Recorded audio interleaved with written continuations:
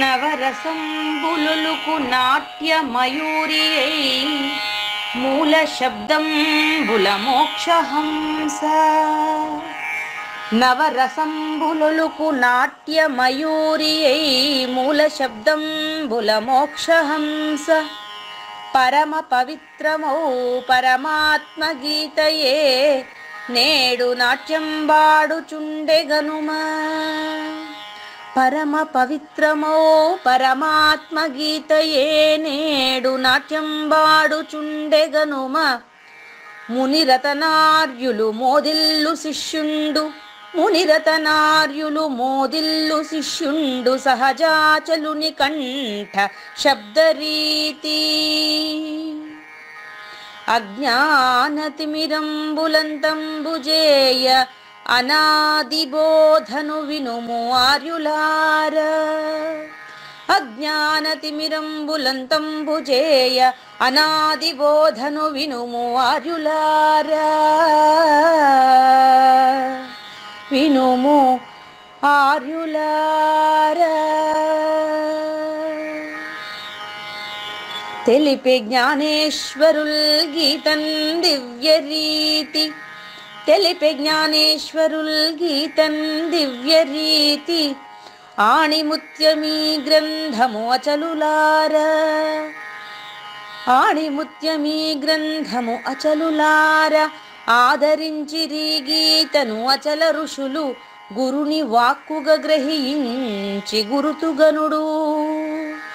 ఆదరించిరి గీతను అచల ఋషులు గురుని వాక్కుగా గ్రహించి గురుతుగనుడు. హరి ఓం శ్రీ గురుభ్యో నమః. ఓం నమో భగవతే వాసుదేవాయ. ఓం నమో నారాయణాయ. ఓం నమః శివాయ.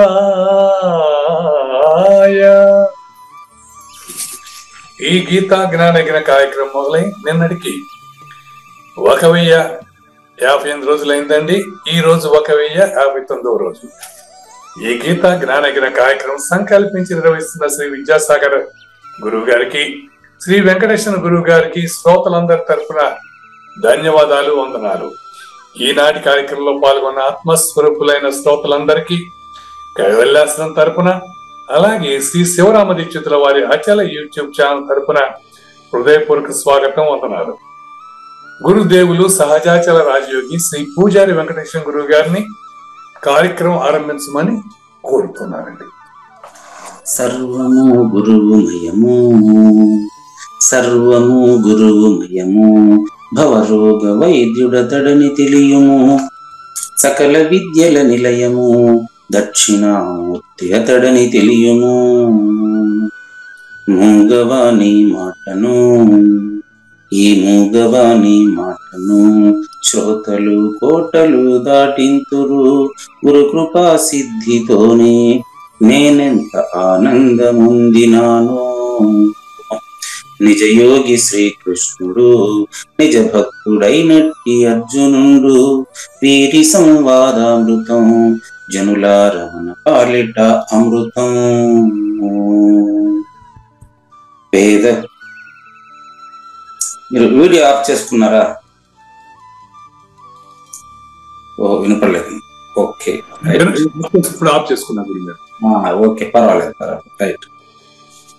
మరి నిత్య సత్య శాశ్వతమైనటువంటి పరిపూర్ణంలో లేఖనే మనకు జరుగుతున్నట్లుగా తెలియబడుతున్నటువంటి పవిత్రమైన శ్రీమద్ భగవద్గీత జ్ఞానేశ్వర్య జ్ఞానయజ్ఞంలో ఇవాళ మనకు 1059వ రోజు, అంటే 2024 జనవరి 27వ తేదీన శ్రీమద్ భగవద్గీత జ్ఞానేశ్వర్య జ్ఞానయజ్ఞంలో మనకు 18వ అధ్యాయం 52వ శ్లోకంలో మరి అచల పరిపూర్ణుడు ఏ విధంగా తనకు తానుగా అచల పరిపూర్ణుడుగా అపరోక్షము చెందాలి అనే విషయాన్ని తెలుసుకునే ముందుగా ప్రపంచంలో అత్యుత్తమమైన బోధ ఏది అనేది శీర్షిక అండి ఇవాళ. ప్రపంచంలో ఉత్తమమైనటువంటి బోధ ఏది? ఆ బోధను ఈరోజు కృష్ణదేశికేంద్రుల 184వ కందపద్యంలో తెలుసుకోబోతున్నాం. 184వ కందపద్యంతో శ్రోతలందరికీ సాదర స్వాగత సుమాంజలి. శ్రీ గురుభ్యో నమః. శ్రీమద్భాగవత కృష్ణదేశిక ప్రభులు రచించిన 292 కందార్థ దరువులు సంపూర్ణంగా జ్ఞానయజ్ఞంలో రోజుకొకటి చొప్పున వ్యాఖ్యానించబడిన విషయం శ్రోతలకు విదితమే. ఈ కందార్థ దరువులను రచించిన 19 సంవత్సరాల వరకు అవి ముద్రణకు నోచుకోలేదని, వాటిలోని నిగూఢ భావాలను మరింత స్పష్టం చేస్తూ రచయిత క్షరాక్షరోపాధి ద్వయదోషరహిత పరమతత్వ కందములు 261 రచించారని, తదుపరి సద్గురు శుభాశీస్సులతో ఈ రెండూ కలిపి ఒకే పుస్తకంగా ముద్రించారని పెద్దలు చెప్పగా విన్నాం. పుస్తకం ఇప్పుడు మన భక్తులతో చాలా మంది దగ్గర ఉంది. ఈ కందపద్యాలు భగవద్గీతకు ఉత్తర గీత వలె సద్గురు భక్తులకు కందార్థ దరువులలోని ఎన్నో సమస్యలకు సమాధానమై విలసిల్లుతోంది. ఎంతో ఉపయోగకరమైనటువంటి ఈ కందపద్యాలను రోజుకు ఒక్కొక్కటి చొప్పున వివరించాలని అడిగిన ప్రత్యక్ష శ్రోతల కోరిక మేరకు జ్ఞానయజ్ఞంలో శ్రీకృష్ణ పరమాత్మ సందేశానికి ముందే ప్రతిరోజు కృష్ణ ప్రభువుల దర్శనం మహద్భాగ్యంగా భావిస్తూ ముందుకు వెళదామా?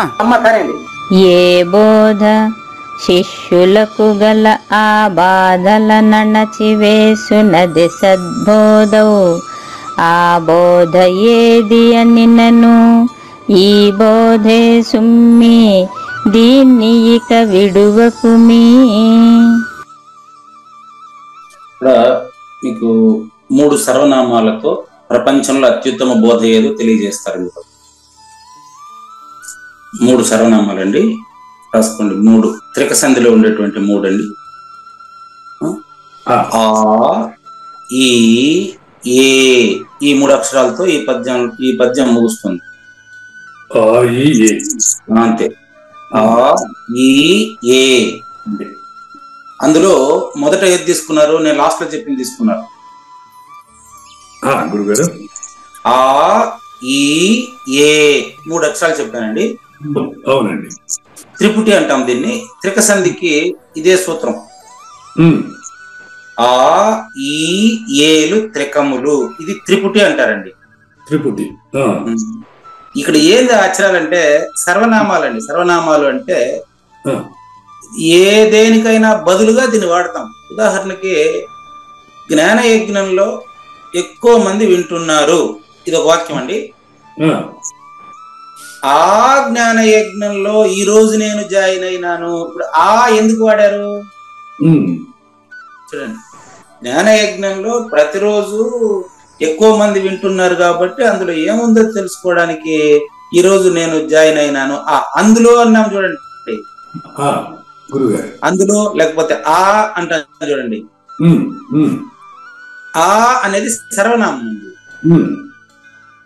ఆ అన్న, ఈ అన్న, ఏ అన్న, ఈ 3 కూడా ఇక్కడ ఈ పద్యంలో కృష్ణదేశికేంద్రులు అచల పరిపూర్ణ బోధకు అన్వయించారు.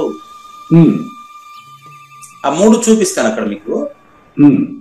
ఇప్పుడు చూడండి, ఆ ఎక్కడ ఉందంటే 2వ లైన్ స్టార్టింగ్ లో ఉంది. పద్యంలో చూసుకోండి. ఆ బోధ. మళ్ళీ 2వ లైన్ అర్థం తర్వాత ఈ ఉంది చూడండి. ఫస్ట్ లో ఏ ఉంది చూసుకోండి. ఆ, ఈ, ఏ, ఈ 3 పైన ఈ పద్యం నిర్మించారు. ఈ 3టికి అర్థం చెప్తాను. ముందుగా అన్వయ క్రమం చూసుకోండి. ఇప్పుడు నేను ఆ అంటున్నా కదా, సర్వనామం కింద వస్తున్నా గురుగారు. అవునండి. సర్వనామం అంటే అర్థమేమో తెలుసుకున్నారా? ఆయనకి నాకు తెలిసారు. ఇప్పుడు అది ఏ బోధ, బోధ, ఈ బోధ అనే దాంట్లో ఇక్కడ అలా వచ్చింది. కానీ నేను మీరు చెప్పేటప్పుడు ఆ అంటాను, దాన్ని ఏ రకంగా అన్వయించుకోవాలి?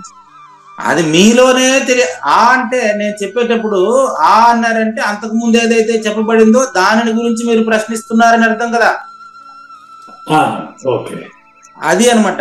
ఆ అంటే ఊంగొట్టే ఆ కాదు. అది చూసుకోండి. గురువు గారు ఆ అంటే ఆ కాదు. రెండో ఆ చెప్తా ఉంటుంది. రెండోది రెండో దీర్ఘాక్షరమైనటువంటి ఆ దేనికి సంబంధించిందంటే సర్వనామము, అది సర్వనామము ఏ వస్తువున, ఉదాహరణకి నా పెన్ను బాగా రాస్తుందండి, ఆ పెన్ను మీకు నా పెన్ను బాగా రాస్తుంది, ఆ పెన్ను మీకు కావాలి. అక్కడ ఆ ఎందుకు వాడాము చెప్పండి? అంటే ఆ పర్టికులర్ అని ఏంది వస్తువు చెప్పండి కదా, ఉంది కదా వస్తువు, చెప్పాను కదా. నా పెన్ను బాగా రాస్తుందండి, ఆ పెన్ను మీకు కావాలా, అక్కడ ఆ దేనికి సంబంధించింది అని అడుగుతున్నా. సూచించేది అది ఎవరికి సంబంధించింది సూచించేది, అది దేన్ని సూచించిందో మీరు చెప్పొచ్చు కదా. ఇప్పుడు పెన్ను సూచించేది. పెన్ను నేను వాడాను కాబట్టి, ఆ పెన్ను అనే పదం వాడాను కాబట్టి ఆ అనేది పెన్నుకు సంబంధించిందని మీకు తెలుసు. అవును, బాగా గమనించండి. అదే విధంగా అచల పరిపూర్ణ బోధలో పరిపూర్ణాన్ని నేను మీకు తెలియజేయాలంటే అందులో మన ఇద్దరం కూడా నాటకం అని తేలిపోయింది. నేను ఏమని చెప్పమంటారు చెప్పండి? ఇదే సూచన. అందుకని ఈ 3 అక్షరాలతోనే ఆయన సూచన చేస్తారు. మీరు ఈ సూచన చేసే సమయంలో మీరు ఆలోచించేదానికి ప్రయత్నం చేసినారంటే ఫెయిల్ అవుతాం మనం. ఏమనిపిస్తుందా? బోధించేటప్పుడు గురువుగారు ఏదైతే చెప్తారో మనకు దాన్ని తదేకంగా మనం అవగాహన చేసుకొని గురు శిష్య రహితాన్ని తిరిగి గుర్తుపోగొట్టుకోవాలండి. అంతే తప్ప మనం ప్రత్యేకమైనటువంటి మన నేర్పు అక్కడ ప్రయోగించే ప్రయత్నం చేసినామంటే గురువు గారి దగ్గర చెల్లదండి. అదే విషయం. అందుకని చూడండి, ముందుగా ఏ బోధ క్వశ్చన్ మార్క్, ఏ బోధ శిష్యులకు గల ఆ బాధలను. ఇంతకీ శిష్యులకు గల, చూడండి ఇక్కడ కూడా గురువు వ్యాఖ్యాత దగ్గర చెప్పిస్తాడు. ప్రతి పద్యంలోనూ మహారహస్యాన్ని పెట్టి ఉంటారు కృష్ణ దేశికేంద్రుడు, శ్రీకృష్ణ పరమాత్మ సాక్షాత్తు ఆయనే గనుక. ఏ బోధ శిష్యులకు ఉండేటువంటి ఆ బాధలను అనచునో, పద్యం బట్టి పడితే ఏమొస్తుంది తెలిసి చెప్పండి. శిష్యులకు కలిగిన ఆ బాధలు అంటాడు. ఏ బోధ శిష్యులకు గల ఆ బాధలను అణచివేస్తుందో అది సద్బోధ, సత్బోధ, నిజమైన ప్రబోధ. భావం ఫస్ట్ మీకు వాచ్యార్థంగానే చెప్తాను, మళ్ళీ అవగాహన చేసుకున్నాం. చూసుకోండి, ఏ బోధ అయితే శిష్యులకు అంటే సాధనా సంపద కలిగి సద్గురువుని పరిప్రశ్నతో సేవించే శిష్యులకు మాత్రమే ఆ బాధలను. ఏ బాధలవి? ఆ బాధలు అంటే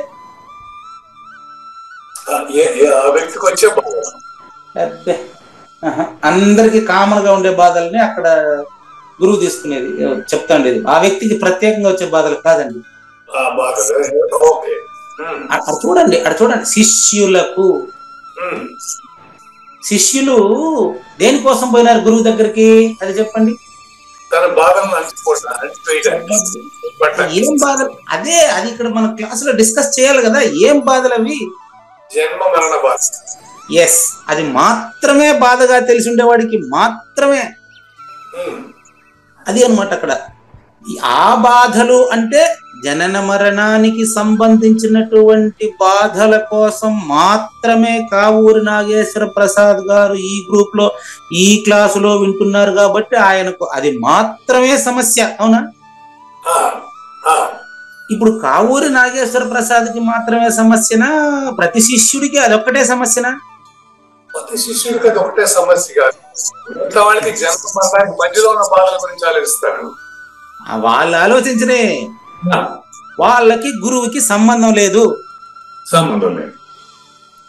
క్లియరా? కావూరి నాగేశ్వర ప్రసాద్ గారు ఇప్పుడు ఏదైతే ప్రతిపాదన చేశారో, ఏది జనన మరణాలకు సంబంధించినటువంటి బాధ తొలగితే వాళ్ళకుండే పర్సనల్ బాధలన్నీ కూడా తొలగిపోతాయి. అవును అవును. అటు కాకుండా వాళ్ళకుండే పర్సనల్ బాధల వల్ల అనిమాది సిద్ధులు సిద్ధింపజేస్తే జనన మరణ బాధ తొలగదు.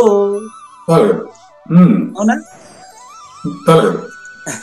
అంటే ఒక దానిపైన డిపెండ్ అయ్యి గురువు దగ్గరికి వస్తే అది తీరుతుందేమో గాని తీరాల్సింది తీరదు. అంటే బాధలను భరించేటువంటి టాక్టిక్స్ గురువు దగ్గరికి తెలుసుకోవాలి కదా. ఇది కూడా మధ్యస్థమే. కరెక్టే, అది మధ్యస్థమే. చాలా పురాణాలు తెచ్చేస్తారు దీనికి. నాకు ఎప్పుడు బాగులేవయ్యా అన్నాడు. ఎందుకంటే దేవుని గుర్తుపెట్టుకోవాలంటే ఎప్పుడు కష్టాల్లో ఉండాలి. ఇది కూడా మాన్యతే. సమాజంలో మీరు చెప్పింది కూడా సహజంగా ఉంది. ఎందుకంటే కష్టం వచ్చినప్పుడే దేవుని తెలుసుకుంటాం కాబట్టి నాకు ఎప్పుడు కష్టాలే ఇవ్వు అని భగవంతుడిని ప్రార్థించినట్లు, కుంతి కృష్ణుని ప్రార్థించినట్లు చెప్తారు. కానీ అది మాన్యత అంటాం దాన్ని. మాన్యత అంటే పురాణాల్లో చెప్పబడింది కాబట్టి ఇప్పుడు మీరు చెప్పింది సహజంగా సమాజంలో వాడేస్తున్నారు. అవునండి, గురువుకి వెళ్ళగానే జన్మ జన్మ తీసి వేయలేడు కదా డైరెక్ట్ గా. మళ్ళీ చెప్పండి. గురువు దగ్గరికి వెళ్ళినప్పుడు జన్మ మరణం బాధని తక్కని తీసుకోలేడు, ఓన్లీ మానసిక స్థితిని మార్పు చేస్తాడు, అంతవరకే కదా. కాదండి, ఈ శిష్యుని స్థితిని బట్టి ఉంటదండి అది. అవును, శిష్యుని యొక్క పరిపక్వతను బట్టి ఉంటది గురువు తీస్తాడా లేదా అనేది. క్లియరా? క్లియర్ గురుగారు. కాబట్టి అది మాన్యత మాత్రమే, దాన్ని ఇక్కడ కొట్టిపడేస్తున్నాం మనం. ఏది కుంతీదేవి అడిగినట్టు అది పురాణం. మనం వేదవ్యాసుడి స్థాయి నుంచి ఆలోచించాలండి, సెకండ్ పర్సన్ నుంచి ఆలోచిద్దాం. పురాణంలో ఉండే ఉపాఖ్యానాలంతా ఇతిహాసంలో చోటు చేసుకుంటాయి. ఈ పురాణాలు ఇతిహాసాలు రెండు కూడా రచయిత కలం నుంచి వచ్చాయి. రచయిత వైపు నుంచి మీరు ఆలోచించినప్పుడు రావణాసురుడికి 10 తలకాయలు, తర్వాత శ్రీరాముడికి ఒకే తలకాయ పెట్టి ఆలోచిస్తే కుదరదు, నువ్వు 12 తలకాయ అవుతావు. రావణాసురుడు అనేది నాలో ఉండేటువంటి రజోగుణము, కుంభకర్ణుడు అనేది నాలో ఉండేటువంటి తమో గుణము, విభీషణుడు అనేది నాలో ఉండే సత్వగుణము. ఈ విభీషణుడు పోయి రాముడిని ఆశ్రయిస్తే రాజ్యం ఈజీగా వచ్చేస్తుంది. రాజ్యాన్ని పట్టాభిషేకం ఎప్పుడు చేశారు తెలుసా? విభీషణుడికే రాజ్యం కోరలేదు, అతను ధర్మం కోరాడు. ధర్మం కోరితే ముందే విభీషణుడికి పట్టం కట్టి మళ్ళీ యుద్ధం మొదలు పెడతాడు. అంటే రావణ వధ ముందే జరిగిపోయినట్లు లెక్క. అంటే అర్థం ఏంటి? ఇక్కడ శ్రేయస్సులో ప్రేయస్సు ఆల్రెడీ ఉందండి. ప్రేయస్సులో శ్రేయస్సు లేదండి. శ్రేయస్సులో చూడండి, శ్రేయస్సులో ప్రేయస్సు ఆల్రెడీ ఉండి ఉంటది. ఎందుకంటే ములుగుచ్చేదానికి సందు లేకుండా ఉంది కదా అది. శ్రేయస్సు అర్థమైపోతే జనన మరణ బాధ తొలగిపోతే వీడి పర్సనల్ బాధ ఆటోమేటిక్ గా తొలగుతుంది. వీడి పర్సనల్ బాధ తొలగితే జనన మరణ బాధ తొలగదు, పోదు. ఎందుకంటే వాడు వచ్చింది జనన మరణ బాధ తొలగించుకోవడానికి కాదు. అది తొలగితే ఇది లేదు. తీపిపోయిన తరువాత బెల్లముకు ఉపయోగం ఉంటుందా? అట్ట లెక్క. ఎట్టబోతుంది సార్ అని అడగబోకండి నన్ను, అది అర్థమయ్యే వాళ్ళకి అర్థమైతేనే ఉంది. కానీ గురుగారు, రావణుడు గుణం గాని, విభీషణుడు గుణం గాని, కుంభకర్ణ గుణం గాని, ఎవరి గుణం కూడా చివరి దాకా మారలా. ఇంకా దీంట్లో తప్పండి, మనం ఏం చేయాలి? తప్పండి, పొరపాటండి. నేను ఇప్పుడే చెప్పాను మీకు, అవి నాలో చూసినప్పుడే తెలుస్తుంది కానీ మీరు వాళ్ళలో చూస్తున్నారు. ఓకే, నాలో అవన్నీ కూడా వాల్మీకిలో ఉండి వేదవ్యాసుడు, వాల్మీకిలో ఉండి రత్నాకరుడుగా ఉండి వాల్మీకి కాలే మారాడు. రేర్ కేసులు అలా చాలా తక్కువ. ఇప్పుడు మళ్ళీ కొంచెం సగానికి వచ్చారు. పోనీ కుర్చీలు పగలు కొట్టే పూజారి వెంకటేశం ఇప్పుడు జ్ఞానయజ్ఞంలో ఎంతో మందికి బోధిస్తాంలే. ఇప్పుడు రేరెట్ అయింది. అది సహజం అండి, మీకు కూడా సహజం అండి. అది అవకాశం ఉందంటారా? మరి మీరే చెప్పేది కదా రేర్ కేసు అని. దుర్లభము, మానవ జన్మ దుర్లభం. మానవ జన్మలో అన్నిటికంటే సులభమైన పని అది, మిగతా జన్మలో కష్టం. నేను చుట్టూ చూసే ప్రపంచంలో ఎవరు వాళ్ళ తత్వాలు మార్చుకున్నట్టు నాకు కనపట్ల. మెజారిటీ ఇప్పుడే కదా చెప్పారు, వాల్మీకి చెప్తే సరే అన్నారే. అదే చాలా అరుదుగా జరుగుతుంది. శివరామ దీక్షితులు ఆయన సత్వగుణంలో ఉన్నాడు. ఆయన రమణ మహర్షి ఆయన కూడా చిన్నప్పటి నుంచి అదే గుణంలో ఉన్నాడు. ఆయన వేమన ఊర్లో మార్పున్నది. ఏమండి, వేమన కూడా చెడ్డవాడేం కాదు మనిషి. చెడ్డవాడంటే ఇప్పుడు ఈ విధంగా ఎగ్జాంపుల్ చెప్తేనే చూస్తారనమాట. వీటన్నిటినీ పూజారి వెంకటేశంలోనే చూసుకోవాలండి. ఎవడికి వాళ్ళు చూసుకోవాలనా, పక్కన వాళ్ళ చూడాలనా? దీన్ని వాళ్ళకి వాళ్ళు అధిగమించడానికి ప్రయత్నం అయితే చేయాలి కదా. నా ప్రశ్న అది కాదు. ఉమ్, ప్రయత్నం ఎవరిలో వాళ్ళు చేయాలనా, పక్క వాళ్ళ మీద ప్రయోగం చేయాలనా అనేది ప్రశ్న. అది నా ప్రశ్న, కొంచెం బాగా ఆలోచించండి. ఎవరికి వారు చేయాల్సిందే. అలాంటప్పుడు పక్కన వాళ్ళ గురించి ఆలోచిద్దామా, నాలో ఉండే గుణాలను గురించి ఆలోచిద్దామా? నాలో ఉండే గుణాల గురించి. అందుకని వస్తే ఏ బోధ అయితే శిష్యులకు తనలో ఉండే బాధను పోగొట్టుకోవడానికి, తాను జనన రహితుడు కావడానికి మాత్రమే సద్గురువును ఆశ్రయిస్తే అప్పుడు మాత్రమే మరి ఈ యొక్క పరిపూర్ణ ప్రబోధ, సద్బోధ అని అతనికి తెలుస్తుంది. అంతవరకు తెలియదు. ఏదో మనకు ఏదో కాసులు రాల్చేదో, లాభం వచ్చేదో బిజినెస్ అయ్యి అనుకుంటారు. ఇదంతా కూడా పెద్ద బిజినెస్ అయిపోయింది. నాకు పలానా కోరిక తీరితే పలానా ఏటన కొడతా, పలానా కోరిక తీరితే దీనికి పొంగల్ పెడతా, పలానా కోరిక తీరితే నాకు గుండు కొట్టుకొని గుడి చుట్టూ తిరుగుతా. అది నేను కూడా చేసిన పని. అది తర్వాత చెప్తా మీకు. అది ఉన్నంత కాలం మరి ఇది కుదరదండి. ఇక్కడి నుంచి గురువుని చేరిన తర్వాత గురువు ఎలాంటి వాడు? నాదత్తే కస్య చిత్తు పాపం నచైవ సుకృతం. మీరు మంచి చెట్ల దగ్గర దిగేశారు. ఇప్పుడు గురువుని నమ్మటం కూడా అంతే కదా గురువు గారు. గురువుని నమ్మితే నాకు జన్మ మరణ మోక్షం తగులుతుంది అనేది ఒక నమ్మకేగా. కాదండి, బాగా గమనించండి. అది నమ్మకం కాదు. సద్గురుమూర్తిని చేరక ముందు అదంతా జనన మరణాలు అనేది ఒకటి ఉండాది. అది నాకు పోతాది. అది ముందు కథ. అది సద్గురువును చేరి సేవించిన తరువాత తానే సద్గురువు అని తెలుస్తుంది. ఇది గురువుకి ముందే తెలిసి ఉంటుంది. అందుకనే వచ్చినటువంటి శిష్యునిలో గురువును చూస్తేనే ఆయన గురువు, లేకపోతే గురువు కాదు అని చెప్పింది. అందుకు కనుక ఏ ప్రబోధ అయితే శిష్యులకు ఉండేటువంటి ఆ బాధ అంటే జనన మరణ బాధ అని మీరు చెప్పారండి. కేవలం జనన మరణ బాధను పూర్తిగా తీసివేసేటువంటి బోధ మాత్రమే సద్బోధ, అంటే నిజమైన బోధ. ఆ బోధ ఈ కందపద్యాల ద్వారా మీకు, కందార్థ కందపద్యాల ద్వారా మీకు ఎన్నో సూక్తులతో, ఎన్నో ఉపమానాలతో, వేద పురాణ సకల శాస్త్ర సారాన్నంతా తీసి దీనిలో చేపెట్టున్నాను. ఆ బోధ ఏది అని మీరు ప్రశ్నిస్తే ఈ బోధే సుమ్మి, ఇంకా దీన్ని విడవబోకండి అని కృష్ణదేశికేంద్రులు అచల పరిపూర్ణ బోధ యొక్క ఔన్నత్యాన్ని తెలియజేయడమే ఈరోజు జనవరి 27వ తేదీ మొదటి భాగం, జ్ఞానయజ్ఞాల మొదటి భాగం ప్రతిపాదన. ఏంటండి, ఎవరైనా వచ్చి జనన మరణ బాధను రహితం చేసుకోవడానికి ముముక్షత్వం కలిగి ఆరుక్షువుగా అతను వచ్చి ఆరుఢత్వాన్ని చెందడానికి మాత్రమే వస్తే మాత్రమే ఇది ప్రయోజనం కలుగుతుంది. అంటే పాజిటివ్ గా వస్తేనే. అది పాజిటివ్ గానే నెగిటివ్ గానే మళ్ళీ కదా. పాజిటివ్ గానే నెగిటివ్ ఒకటి ఉంటది.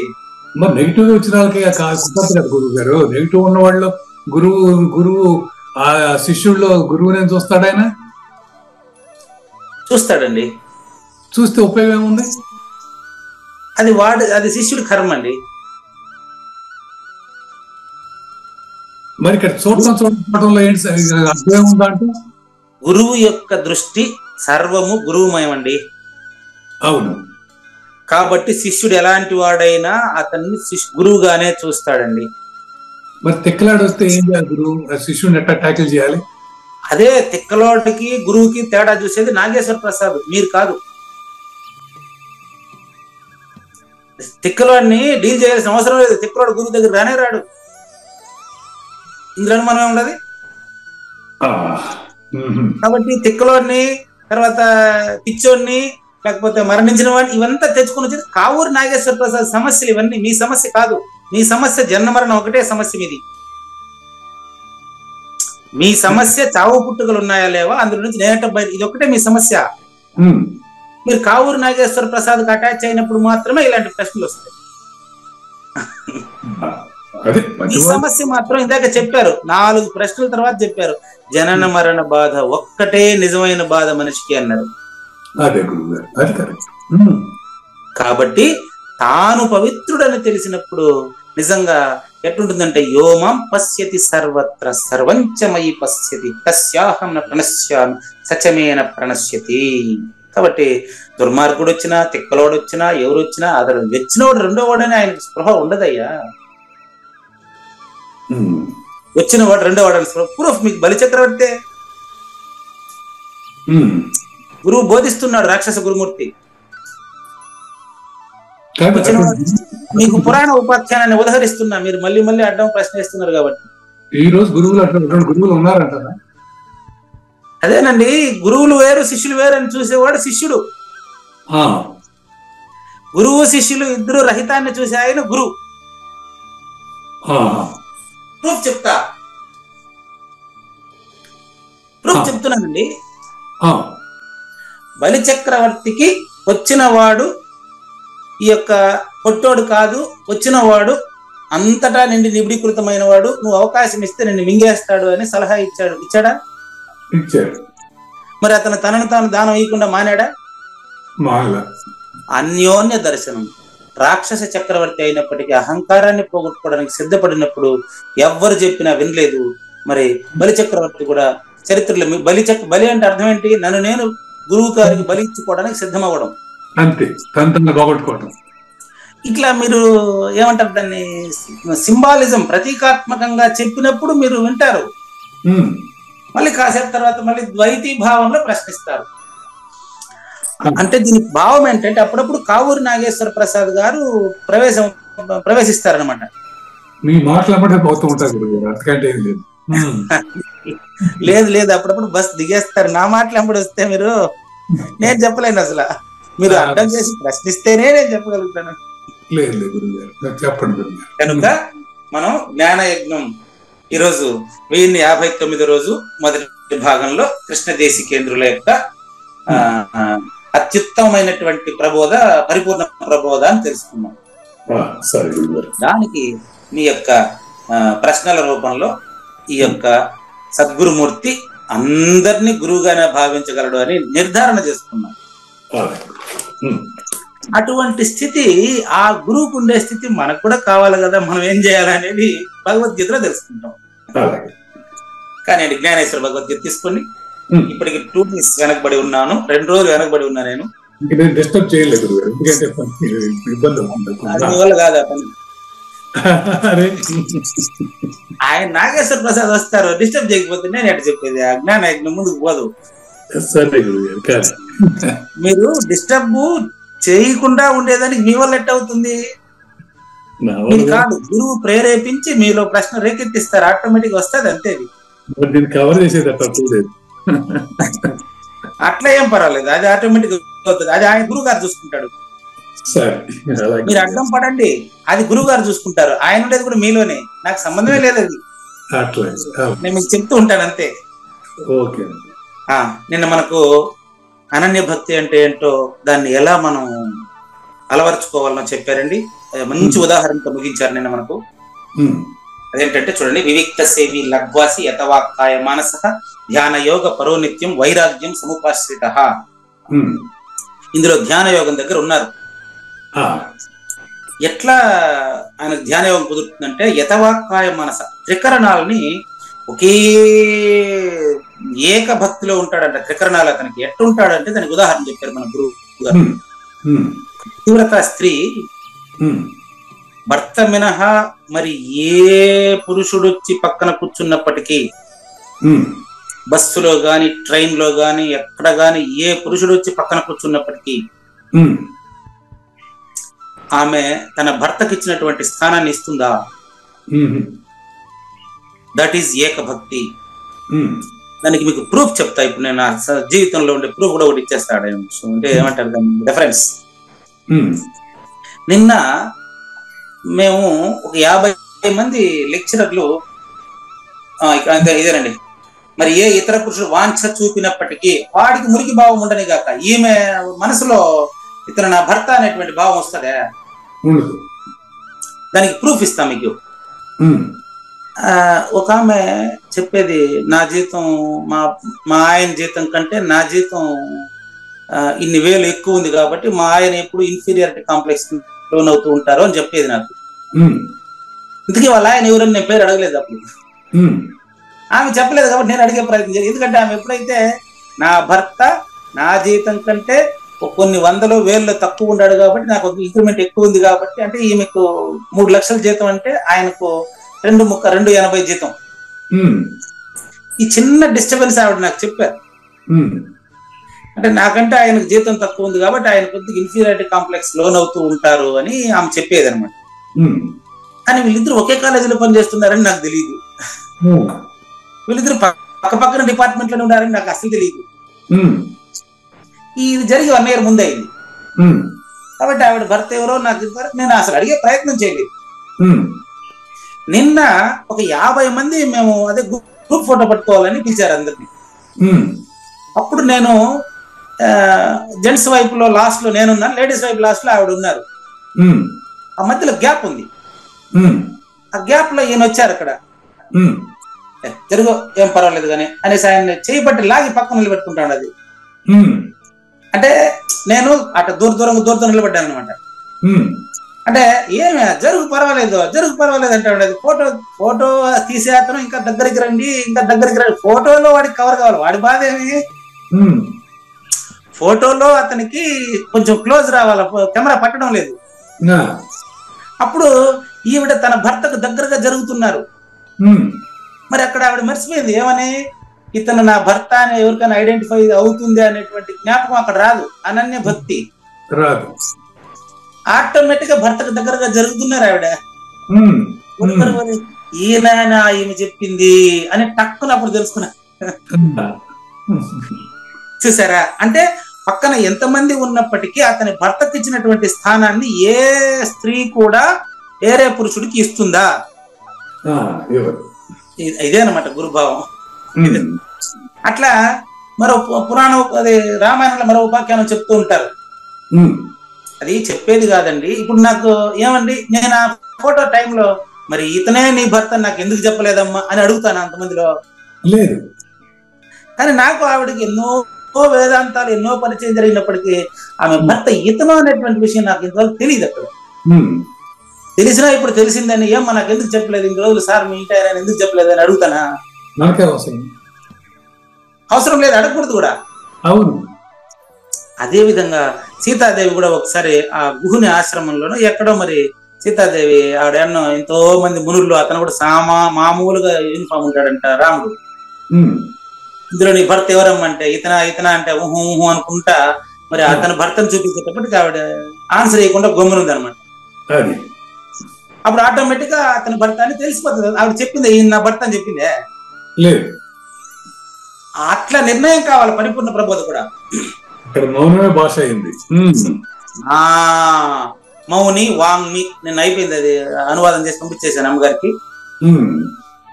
మౌని అతను ఇప్పుడు సీతమ్మ మాట్లాడినట్ట మాట్లాడకుండా ఉన్నట్ట మాట్లాడినట్టే కానీ మాట్లాడలేదు. చూడండి ఆ విధంగా చూసుకోండి. నేను భర్త మినహా మరి ఇతర పురుషుడు వాంఛ చూపించినప్పటికీ, రావణాసురుడు తీసుకుని పోయి లంకలో సంవత్సరం పెట్టుకుని ఉన్నప్పటికీ, గడ్డి పరకను అడ్డంగా పెట్టిందే తప్ప అతను ఎన్ని చెప్పినప్పటికీ అతన్ని ఏ మాత్రం భర్తను చూసిన దృష్టితో అతను చూడగలదా?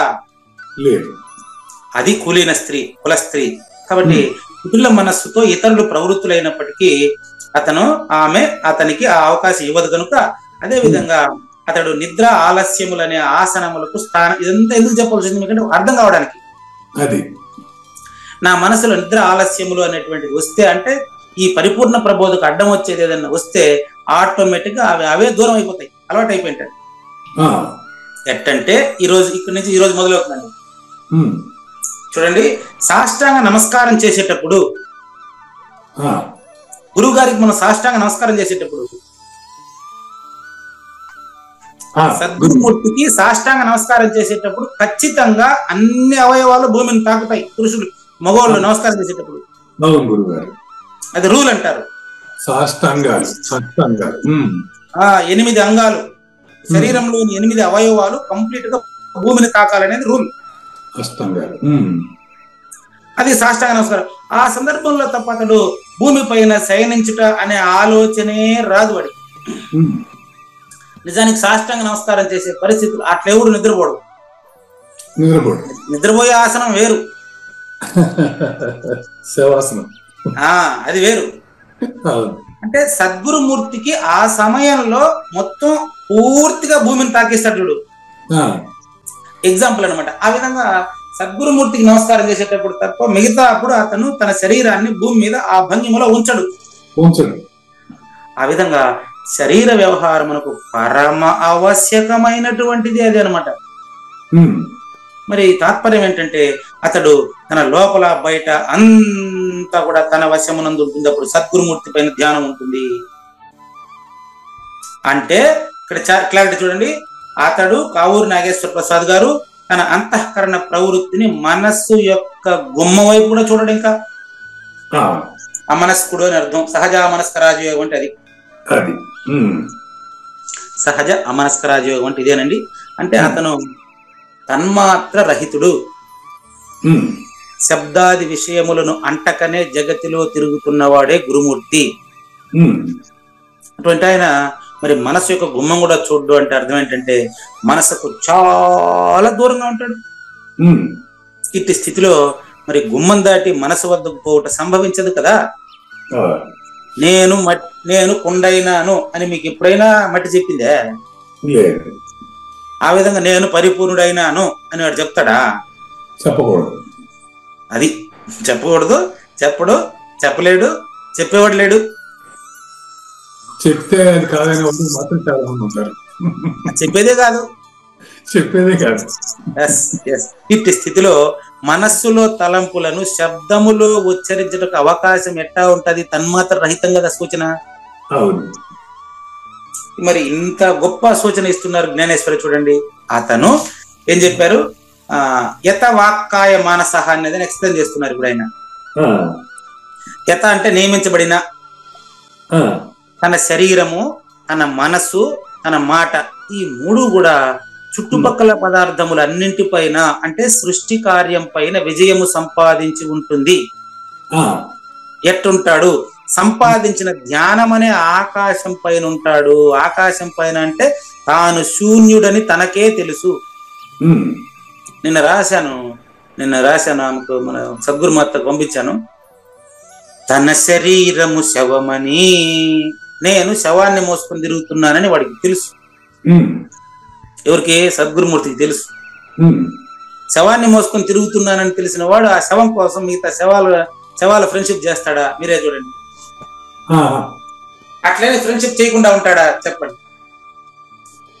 సూచన ఇది మీకు సూచన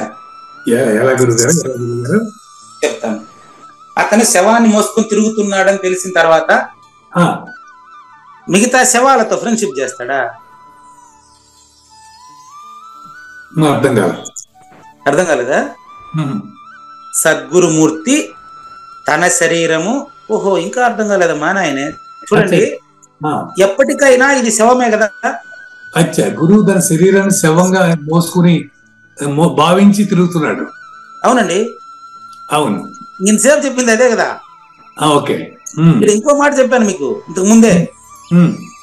గురువే తన శరీరాన్ని శవంగా మోసుకొని భావించి మోసుకొని తిరుగుతున్నానని ఉంటే, అంటే శవము అంటే ఇక్కడ అర్థం ఏంటంటే ఇతను శూన్యుడైతేనే కదా భావన కలుగుతుంది.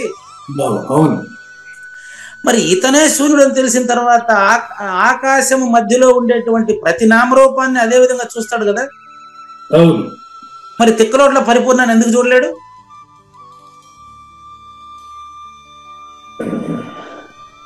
తిక్కలోడుగాను పరిపూర్ణుడుగాను చూసే ద్వైతీ భావం ఆయనకి ఉందా? అది చెప్పండి పోనీ.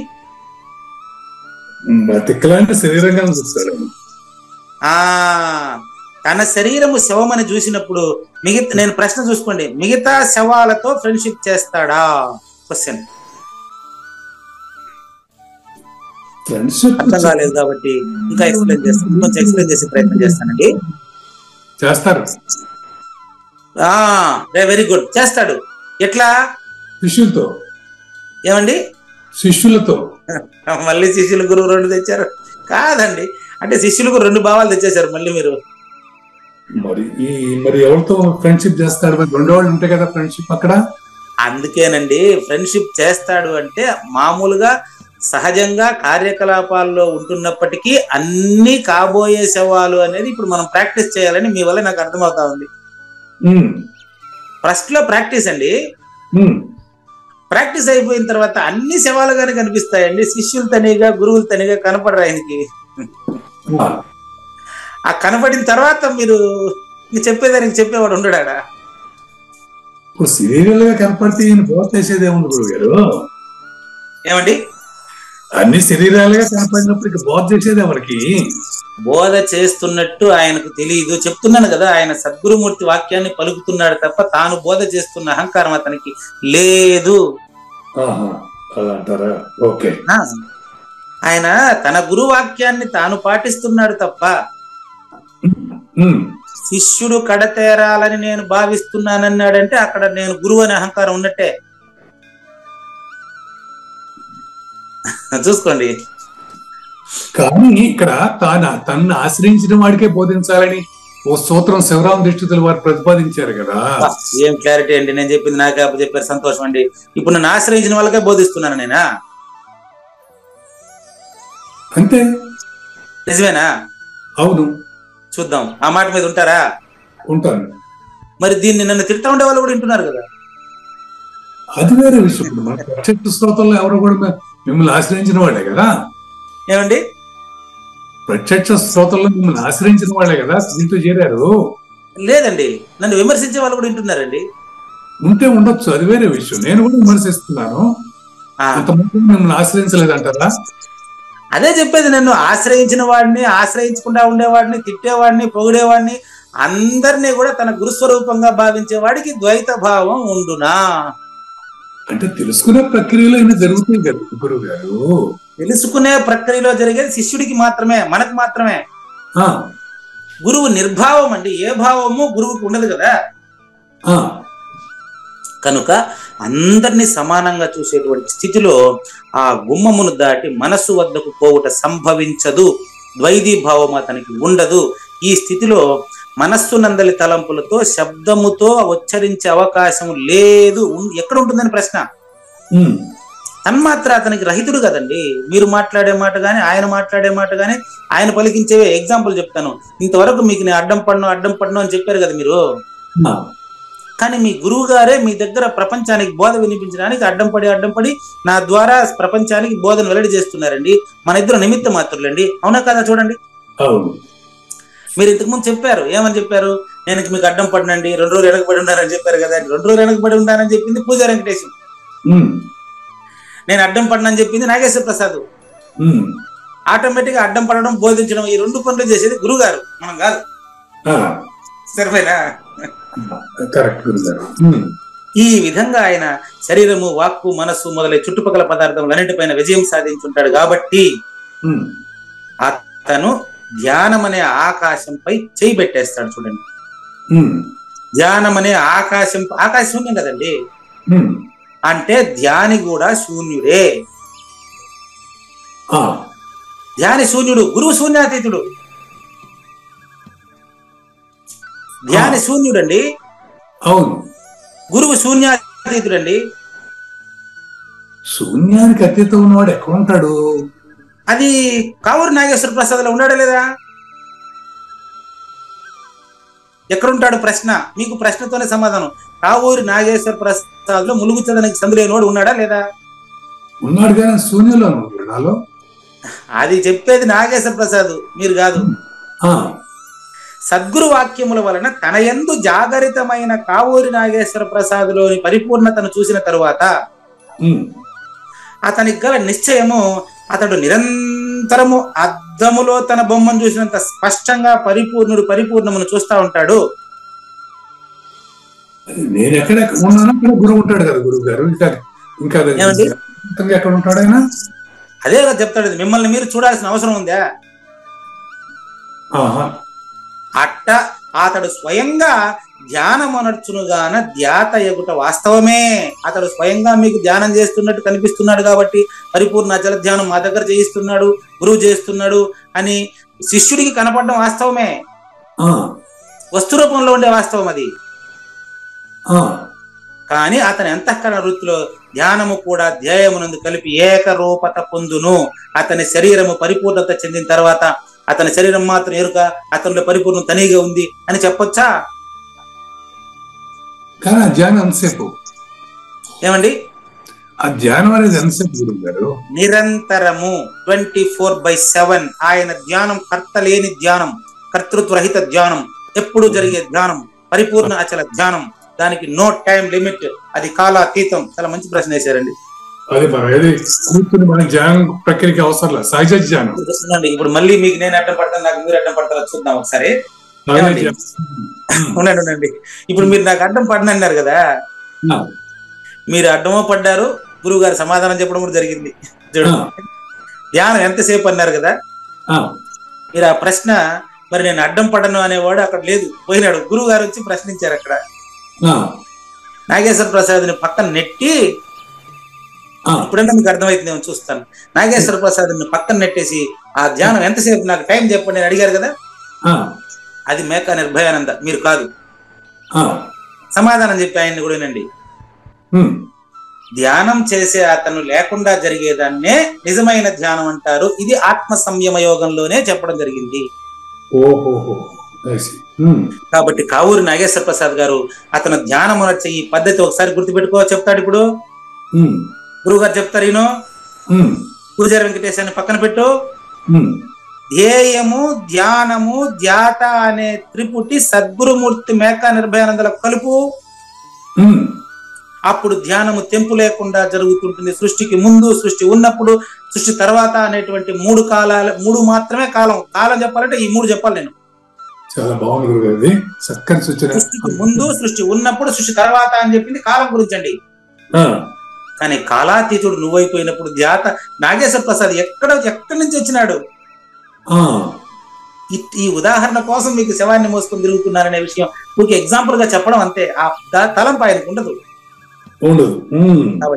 కాబట్టి ఇట్టి ముముక్షత్వము కలిగినటువంటి ఈ కావూరి నాగేశ్వర ప్రసాద్ ఎప్పుడైతే ఆత్మజ్ఞానము నైపుణ్యము కలవాడైనాడో వెంటనే అతనికి జరుగుతా ఉండే పనులు అన్ని కూడా పవిత్రమైపోతాయి.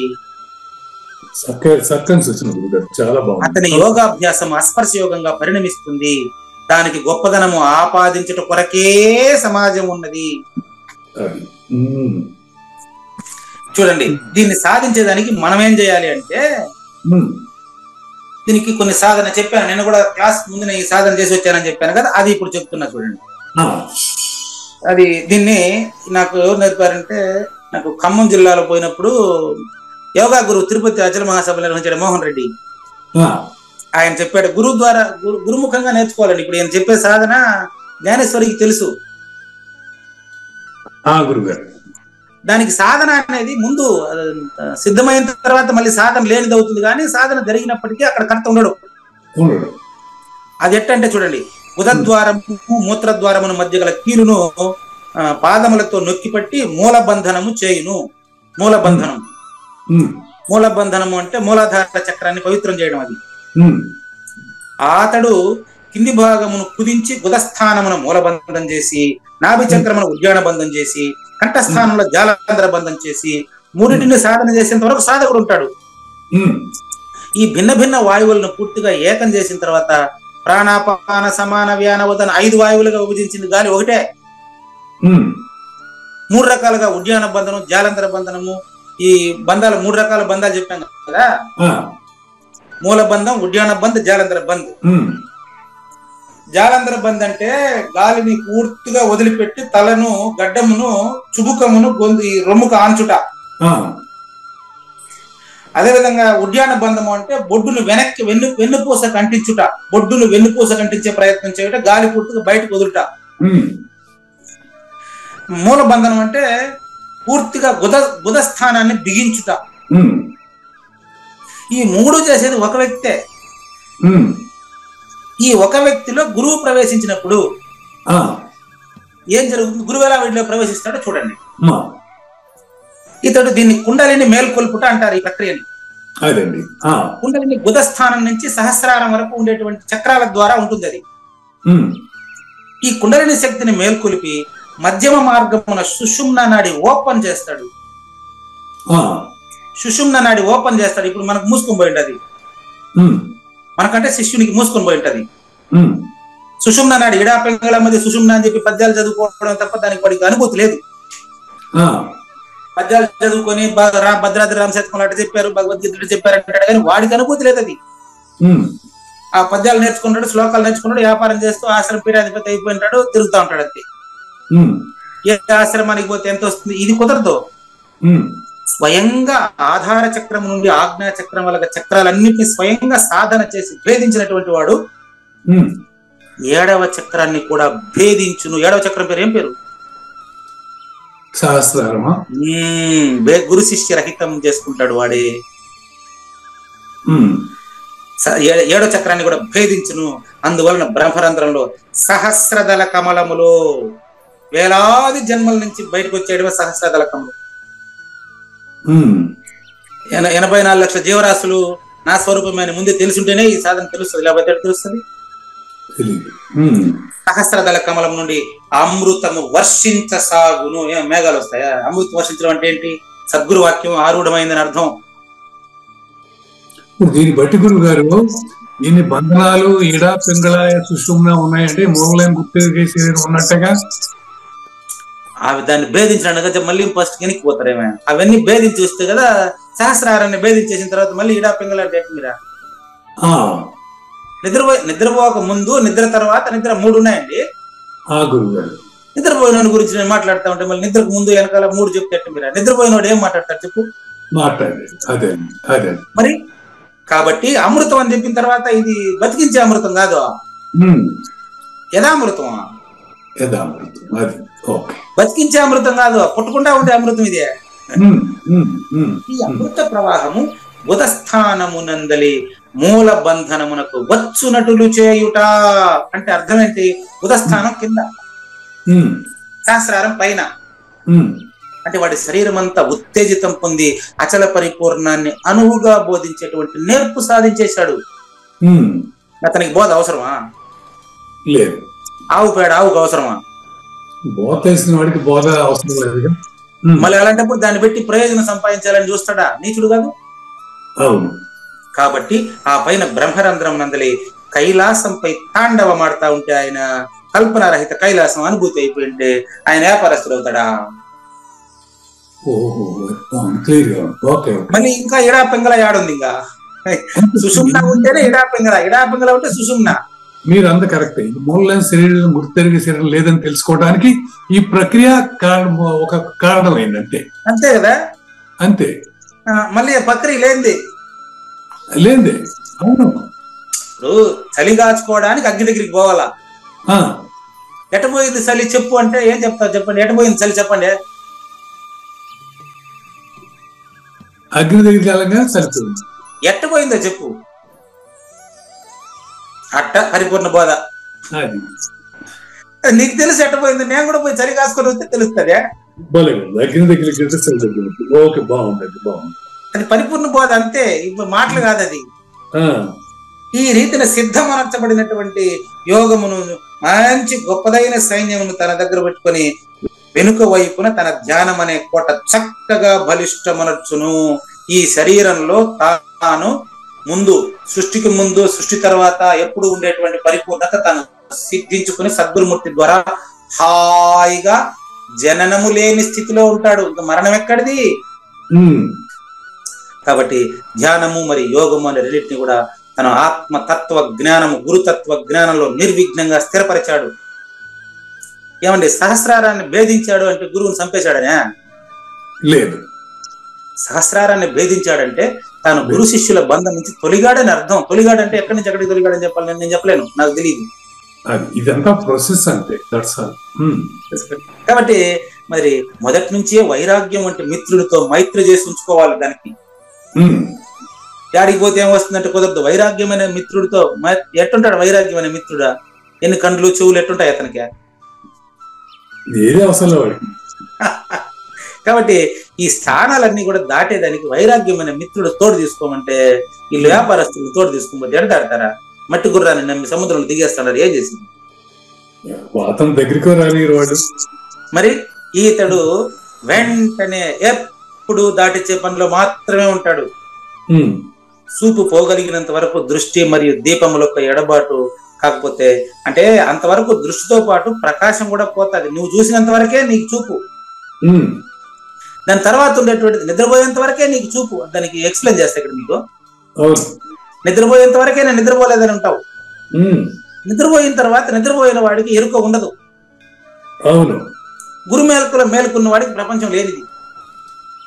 అవునండి. అవును. వాడు మాటల నుంచి బోధిస్తాడు, మళ్ళీ శాస్త్రం అవసరం లేదు వాడికి. మెలుకున్నాక మన చూపు కావాలి. అదే చెప్పేది. ఉమ్, అందుకనే చూడండి, ఇక అభీష్టమైన వస్తువు కనిపించడంలో ఆలస్యం లేదు. ఎందుకంటే వెతికిన వాడు ఎవరిని వెతికినాడు ఇన్ని రోజులు చెప్పండి చూద్దాం. ఎన్నోసార్లు చెప్పుకుంటా నేను. ఉమ్. వెతికిన వాడు ఇన్ని రోజులు ఎవరిని వెతికిందా? తన కానీ ఇంకోటి దాన్ని వెతికాడు, మళ్ళీ ఏం కనపడిందా? తనే కనపడ్డాడు. అంతే అంతే. ఇప్పుడు రెండోది ఏడుంది? ఉమ్, ఇప్పుడు మీరే చెప్పాలి. ఇంకోటి కూడా నాకు, తనే ఎలా కనపడ్డాడు? తానే ఇక రెండోది ఏమండి? ఇక రెండోది కనపడ్డా.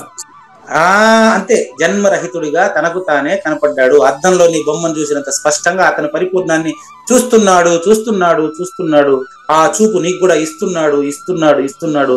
చూసే బాధ్యత నీదే. సరిగ్గా ఇదే విధంగా జీవులకు ముముక్షత్వం ప్రాప్తిస్తేనే ఆరురుక్షత్వం ప్రాప్తిస్తేనే ఆరుఢత్వము సాధ్యము. అప్పుడు సిద్ధము. అప్పుడు అంతఃకరణ ప్రవృత్తి, నీ మనస్సు అనేది మాయలో, మాయ నుంచి మాయాతీతానికి ఆ స్థితి వరకు మీ వైరాగ్యం నిలిచి ఉంటే అప్పుడు మీకు బ్రహ్మతో ఏకత్వానికి భంగం లేదు. అనాది నిర్వికల్ప పరబ్రహ్మంతో ఏకత్వానికి మీకు భంగమే లేదు. అంటే వైరాగ్యంతో కూడి ఉండేటువంటి యోగాభ్యాసము సాధనమనొచ్చిన వాడు మాత్రమే భాగ్యవంతుడు తప్ప భౌతిక ప్రయోజనాలను ఆశించి సాధన చేసేవాడు అభాగ్యుడు. ఇంటి అభేద్యమైనటువంటి మరి ఆ వైరాగ్య కవచమును ధరించిన వాడు సహజామనస్క రాజయోగం అనే గుర్రం పైన ఎక్కి జీవితంలో హాయిగా తిరుగుతుంటాడు. సహజామనస్క రాజయోగం అనే గుర్రం ఎట్టుంటదండి చూసుకోండి. కాబట్టి మార్గంలో అతనికి కనిపించేటువంటి కొద్ది గొప్ప విఘ్నములు తునాతునకలుగా దాటేసి అస్పర్శ యోగం అనేటువంటి పదునైన ఖడ్గంతో అతడు వివేకం అనే గుప్పిట్లో గట్టిగా పెట్టుకొని ఉంటాడు ఎప్పుడు కూడా. ఈ రీతిన ఆడంబరంగా అతడు హాయిగా సంసార రణక్షేత్రంలో చీకట్లో సూర్యుడు వృద్ధి పొందుతూ పోవు రీతిన చీకట్టుని సూర్యుడు చీల్చేస్తాడంటూ ఉంటారు. లే, చీకటి సూర్యుడి దగ్గర లేనే లేదు.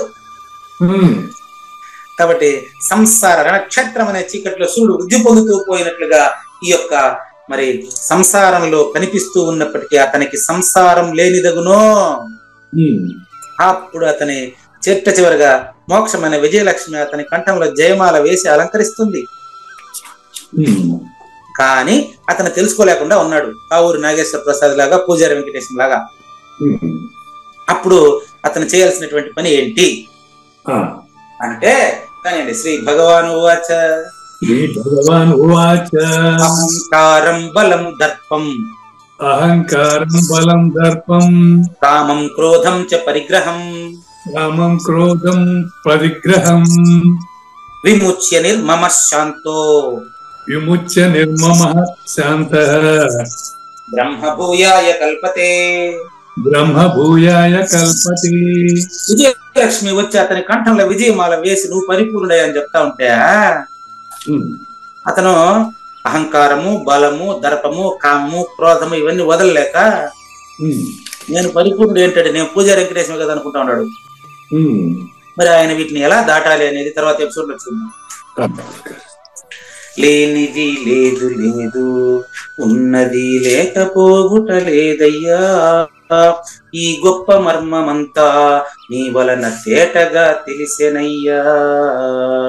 అహంకారము బలమును దర్పము కామము క్రోధంబును పరిగ్రహంబును మమతను పూర్తిగా వదిలిన శాంతియుతుడు పరిపూర్ణ భావంబును పొందుటకు పాత్రుడవుతున్నాడయ్యా. శ్రీకృష్ణుని పలుకును సూటిగా తలపల మునిరత్నమే శ్రీమించిన భావమై సద్గురువు చెప్పకనే చెప్పెను గదా. సద్గురాత్మండి. మంగళం అమ్మ కానండి. జయ మంగళం నిత్య శుభమంగళం జయతు జయ మంగళం మహోత్సవ మంగళం జయ మంగళం నిత్య శుభమంగళం జయతు జయ మంగళం మహోత్సవ మంగళం. శ్రీమించున చలంబు సూచించినటువంటి దక్షిణామూర్తికి దండమిడుతూ శ్రీమించున చలంబు సూచించినటువంటి దక్షిణామూర్తికి దండమిడుతూ శ్రీ మహావిష్ణువు సూర్య భగవానుడు యాజ్ఞవల్కి జనక రాజ ఋషికి జయ మంగళం నిత్య శుభమంగళం జయతు జయ మంగళం మహోత్సవ మంగళం. అయం వ్యర్థ బాహ్య కోపి నభవతి అనే సుఖయోగి సాంది పరుసుల వరుస అయం వ్యర్థ బాహ్య కోపి నభవతి అనే సుఖయోగి సాంది పరుసుల వరుస దీనినే శ్రీకృష్ణ పరమాత్మ వద్దనే ఎరిగరిగిన ఉద్ధవార్జునులకు జయ మంగళం నిత్య శుభమంగళం జయతు జయ మంగళం మహోత్సవ మంగళం. శ్రీ అల్లమా ప్రభు బసవేశ్వరుండును బ్రహ్మానంద రామానంద స్వామి శ్రీ అల్లమా ప్రభు బసవేశ్వరుండును బ్రహ్మానంద రామానంద స్వామి నవరసాలు లిఖించు నాట్యమయూరిగా గీతను మలచిన జ్ఞానేశ్వరులకు జయ మంగళం నిత్య శుభమంగళం జయతు జయ మంగళం మహోత్సవ మంగళం. కబీరు దాసుడు సహజానంద గురుడు రామావధూతయు రాజితముగా కబీరు దాసుడు సహజానంద గురుడు రామావధూతయు రాజితముగా అంబికా శివయోగి శ్రీవేమన నిరంజన వెంకయ్య తిరువెంగళార్యులకును జయ మంగళం నిత్య శుభమంగళం జయతు జయ మంగళం మహోత్సవ మంగళం. శ్రీ బృహద్వాశిష్ట సిద్ధాంతమును చేసి జనన మరణ భ్రాంతి జడుపు బాపి శ్రీ బృహద్వాశిష్ట సిద్ధాంతమును చేసి జనన మరణ భ్రాంతి జడుపు బాపి అచల సాంప్రదాయమవనిలో నెలకొలిపి అందించినట్టి శివరాములకును జయ మంగళం నిత్య శుభమంగళం జయతు జయ మంగళం మహోత్సవ మంగళం. మెప్పైన బోధల తిప్పలు బాపిన అప్పయ్య మంత్రియు అచల గురులు మెప్పైన బోధల తిప్పలు బాపిన అప్పయ్య మంత్రియు అచల గురులు పరశురామ సీతారామ స్వామి ప్రభులు నరసింహ యోగి గురువర్యులకును జయ మంగళం నిత్య శుభమంగళం జయతు జయ మంగళం మహోత్సవ మంగళం. కంద కందార్థముల నందించి బృందముకు రంది పాపిన కృష్ణ ప్రభువునకును కంద కందార్థముల నందించి బృందముకు రంది బాపిన కృష్ణ ప్రభువునకును పలుకులా కందనిది పరబయలు ఇది అని పలికిన ఫీల్కాన లక్ష్మణునకు జయ మంగళం నిత్య శుభమంగళం జయతు జయ మంగళం మహోత్సవ మంగళం. ఫీల్కాన లక్ష్మణుల ప్రియ శిష్యవర్యుండు అవధూతయని పేరావనియందు ఫీల్కాన లక్ష్మణుల ప్రియ శిష్యవర్యుండు అవధూతయని పేరావనియందు పాఠాలు నేర్పించి పీఠాలు ఏర్పరచి శంఖబాపిన వెంకటేశ్వర వధూతకు జయ మంగళం నిత్య శుభమంగళం జయతు జయ మంగళం మహోత్సవ మంగళం. బట్ట బయలున ఎరుక పుట్టనే లేదని బాలాజీ సింగు ఈ కీలు తెలిపే బట్ట బయలున ఎరుక పుట్టనే లేదని బాలాజీ సింగు ఈ కీలు తెలిపే మూలమూలేనట్టు ఎరుకేమి లేదని తెలియజెప్పిన మునిరత్నమార్యులకును జయమంగళం నిత్య శుభమంగళం జయతు జయమంగళం మహోత్సవమంగళం. నరస్వప్నము వంటి సురస్వప్నమిది అని పరిపూర్ణ దర్శినిని ప్రకటపరచి, నరస్వప్నము వంటి సురస్వప్నమిది అని పరిపూర్ణ దర్శినిని ప్రకటపరచి, సహజాచల రాజయోగి సద్గురు కృపచ సాంప్రదాయక గురుల సరసన జేరే. జయమంగళం నిత్య శుభమంగళం జయతు జయమంగళం మహోత్సవమంగళం. నిష్కల్మషానంద నిజ గురుని శిష్యుండు లింగమూర్తి లిపిని పొందుపరచి, నిష్కల్మషానంద నిజ గురుని శిష్యుండు లింగమూర్తి లిపిని పొందుపరచి, కార్వేటి నగరము పురవాసుడైనట్టి పూజారి వెంకటేశునకంకితం విధి.